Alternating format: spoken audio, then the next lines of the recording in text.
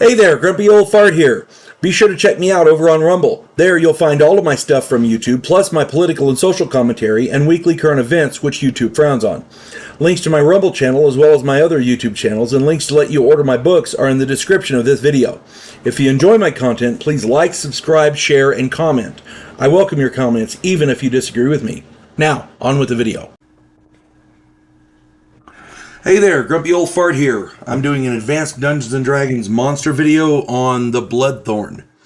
Before I get into this video, I'd like to tell you about a book I just got published called The House Off Farrago Road. My new book, The House Off Farrago Road, is now available on Amazon. It's just a fun story about a house where the denizens are not quite normal. Mythological creatures and supernatural forces commingle with modern-day law enforcement and the criminal underworld.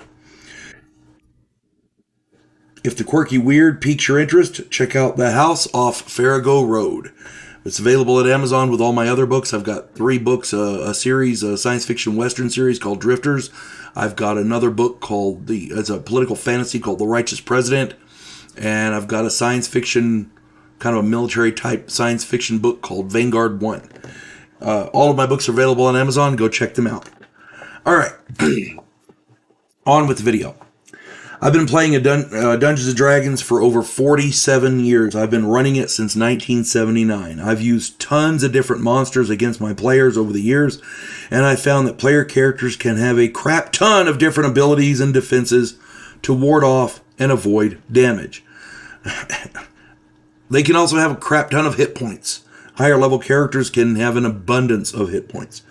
One of the most dangerous types of creatures, in my opinion, is the type that can bypass or somehow eliminate such abilities or ignore the abundance of hit points. Usually this involves poison or some magical way to immobilize or trap the player characters. You know, like where if they fail a savings throw, they die, or they get trapped somewhere, or they're out of the game, or that kind of thing. The Bloodthorn is such a creature. Essentially, the plant reduces each target to 4 hit points. Let me elaborate.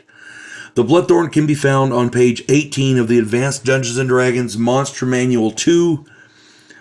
Be sure to read up on it very, very carefully before using it in your game. These things can destroy your party easily.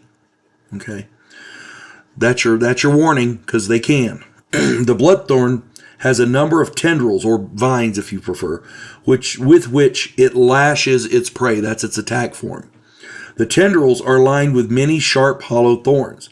On each strike, the hollow thorns drain fluids from the victim, totaling a quarter of their original hit points.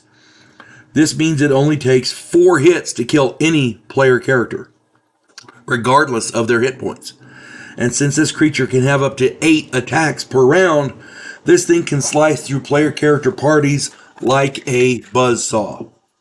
The Bloodthorn resembles hornwood trees very, very closely, and this is one of its more devastating elements. A group of player characters traveling through a hornwood grove, they can walk right by one and they won't notice. If they don't notice, the Bloodthorn stands a good chance to decimate several player characters on the first round with a surprise attack. The last time I used one of these in my game was about 12 years ago. A group of 5 player characters encountered a Bloodthorn, and the plant was able to achieve a surprise attack. The barbarian and the wizard were both killed in the initial round of combat. They never even got to roll initiatives. It was like, okay, what's your armor class? Right. Okay, you took so many. Okay, you're both dead. What? Yeah, you both died. But that was it. That was the battle for them. In the second round, the Bloodthorn got first initiative, and it managed to hack the cleric and the fighter both to death. The thief attacked and did some damage, and then did some more the next round. Then the Bloodthorn finished him off. It was a total party kill of a group of 5 14th level characters, and it was ridiculous.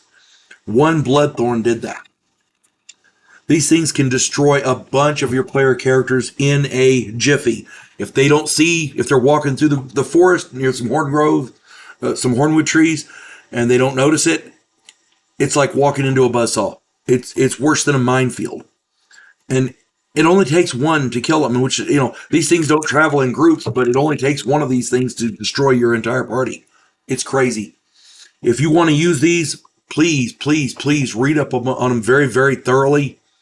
Make sure the players are prepared for such a thing, if they can be. But again, the Bloodthorn literally ignores how many hit points they have. It takes 4 hits to kill a character, and that's it. It's crazy. Yeah, just be very careful using these in your game. If you get a chance, be sure and read up on them. And, all I'm saying is if you're going to use them, be very careful how you do it. Make sure you get all the rules correct. Because if you mess up on a rule, the players will let you know. And in this particular instance, I would be one of those players. Wait a minute. Let's nitpick. I'm just saying. Hope this finds everybody well. You folks have a good one. God bless one and all. Devo Poland, a scientific representative of a pacifist race called the Gandhiri, is sent away as an exchange officer. His objective, to learn the one skill his species never developed, to fight. And he's sent to learn that skill from the one species who does it better than any other in the galaxy, humans. If you like science fiction with an upbeat military tone, check out my novel, Vanguard One.